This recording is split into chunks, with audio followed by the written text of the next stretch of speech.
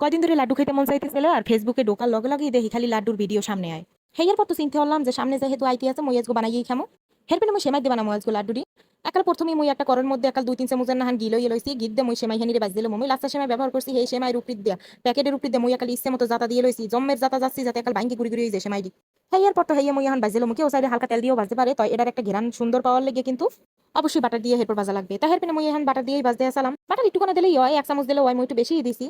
সেমাইটা কিন্তু তেল দিয়ে বানাই নিয়ে থাকে হেরপিনে যেই তেলের মধ্যে দিলাম বাটারের মধ্যে দেওয়ার লগে লাগে আরো তেল ছাড়িতেছে গরম পাইয়া। তো সমস্যা নাই এখন মই লাড়ি সেরি লইতেছি একাল ভালো মতো ভাজমু বাজতে বাজি কিন্তু এটা কালার মই পাল্টাই হেলাইতে আসলাম যেহেতু লাড্ডু এটা অবশ্যই কালার ডাকাল সুন্দর কমলা কালারের নাহান হয়ে যাইবে তাই বাজছে যতদূর কালার পাল্টাই হেলাইতে পারি হাতে তো কোনো সমস্যা নাই আর যত ভাজমু সুন্দর একটা ঘেরান পাওয়া যাইবে হেরপিনে কালে চুলোর জাল কমাইয়া এককালে যতখানি কমান যায় কমাইয়া মই একাল ঠান্ডা মাথায় 15-20 মিনিট নাহান বাজতে লাইছি বাজতে বাজতে কিন্তু দেখেন কালারটা বদলাই গেছে লাল লাল হয়ে গেছে হ্যাঁ এরপর তো মই আধা কেজি দুধ জাল দিয়া গনহরি আধা কাপের নাহান বানাইছি এরপরে দুধ পুটি দিয়ে ডালি দিলাম এখন এর মধ্যে এখন একটু ভালো মতো লাড়ি সেরি লইতে আসি দুধ পাইয়া সেমাই দিয়ে একাল ফুলি ফুলি উঠছে এখন সেমাই দিয়ে একাল শক্ত আসলে বাজে বাজে শক্ত হয়ে গেছে এখন কিন্তু লগে একটু চিনিও দিতে আসি এখন দুধ চিনির একালে মিশ্রণে সুন্দর মতো সেমাই দিয়া একালে ফুলিয়ে উঠবে আর একটু নরম হয়ে যাবে এখন এটা ভালো মতো লাড়ি সেরি লইতে হইবে যাতে চিনি মিনি একাল সব সেমাইয়ের মধ্যে ঢুকে যায় একাল সুন্দর মতো চিনিটা গলিয়ে যায় চিনি যেন আবার কষ্ট কষ্ট সাবারে না পারে সেদিকেও খেয়াল রাখা লাগবে তুমি কিন্তু চুলের জাল টালার বাড়াই নেই সেই চুলের জল কমাইয়ে এখন বাজে লইতে আসি লাড়ি সেরি লইতে আসি গরম পাই কিন্তু চিনিটা আস্তে আস্তে গলি যাইতে আছে যারা ফার্স্ট টাইম এই জিনিসটা বানাইবে হেরা কিন্তু অনেক ধরনের সমস্যার সম্মুখীন হইবে মই হইছিলাম তা মই যেহেতু এটা ফার্স্ট টাইম বানাইতেছি না এর আগেও মই কয়েকটি বানাইছিলাম তা হ্যাঁ অনেক বছর আগে তা হেরপিনে কিন্তু মোর দ্বারা কোনো সমস্যাই মনে হইতেছে না কেউ আবার আবেগের ঠেলায় 1 কেজি দুধ হেরম জাল না দিয়ে যদি ডালিয়ে দেয় হলে কিন্তু সেমাই রান্দিয়েই খাওয়া লাগবে আর লাড্ডু বানান লাগবে না।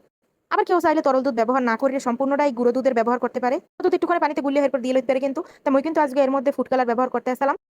লাড়তে লাড়তে যদিও একটা সুন্দর কালার পাউন গেছে কিন্তু হ্যার পরেও লাড্ডুতে যদি লাল লাল সুন্দর কমলা কালারের একটা রং না আয় হলে কিন্তু দেখতে ভালো চিনাইবে না আর দেখতে ভালো না চিনাইলে হ্যাঁ কিন্তু খাইতেও মোর দ্বারা ভালো লাগবে না। এরপর মই একটুখানি ফুড কালার দিয়ে লইছি এখন তো রংটা কালার কি সুন্দর কমলা কালার হয়ে গেছে কি সুন্দর সিনে দেখতে একসের ভালো সিনে আর ঘেরানটা খুব সুন্দর একটা ঘেরান পাইতে আসলাম এরপর একটা কোনো কোনো লাড়াচাড়া দিতে আসলাম যাতে চুলার নিচ দিয়ে লাগিয়ে না পড়ে পাইলের তলিতে। এখন মই এটার মধ্যে 100 গ্রাম গুঁড়ো দুধ লইতে আসি মই একালে 100 গ্রামই লইছি কেউ চাইলে কম বেশি ব্যবহার করতে পারে তাই লাড্ডুর মধ্যে মজাই লাগবে দুধ চিনির ব্যবহারের মাধ্যমে কিন্তু এটা বেশি ভালো লাগবে যত আপনি দুধ চিনি দিয়ে এটা রানতে পারেন হেতুই কিন্তু মজা লাগবে। কিন্তু হ্যাঁ পরেও সঠিক একটা মেজারমেন্ট আছে হের লেগে কিন্তু মই মাপেই লইছি মই কিন্তু তরল দুধ যে আধা কেজি ব্যবহার করছি হেইয়া ছাড়াই মই 100 গ্রাম গুঁড়ো দুধ দিয়ে লইছি। এখন এই এককালে ভালো মতো লাড়াচাড়া দেওয়া লাগবে আর এমন ভাবে লাড়াচাড়া দেওয়া লাগবে যাতে সেই মাইল লগে এককালে দুধের মিশ্রণটা ভালো মতো হয়ে যায়। এখন কিন্তু দেখতে আরো বেশি ভালো দেখা যাইতেছে আকর্ষণীয় মনে হইতেছে এখন এর মধ্যে মই পেস্তা বাদাম কতটিখানে কুচো আইয়া এরপর এই মধ্যে ডালিয়ে দিলাম। আপনারা কেউ চাইলে কিন্তু আরো অনেক পদের যে বাজারে বাদাম টাদাম পাওয়া যায় হেইয়া আপনারা দিয়ে লইতে পারেন তবে মোর দ্বারা মনে হয়েছে মই খালি আজকে 1 পদের বাদামই দিমু যদিও মোর রাতের দ্বারা আরো কয়েক পদের বাদাম আসলে আমি কিন্তু সব দিনই মই খালি পেস্তা বাদামটাই দিছি এখন লাড়তে লাড়তে একাল সব মিলে গেছে এরপর মই একটু বাড়ির মধ্যে ডালিয়ে লইছি। এখন সুন্দর করে লাড্ডু শেপ দেওয়া লাগবে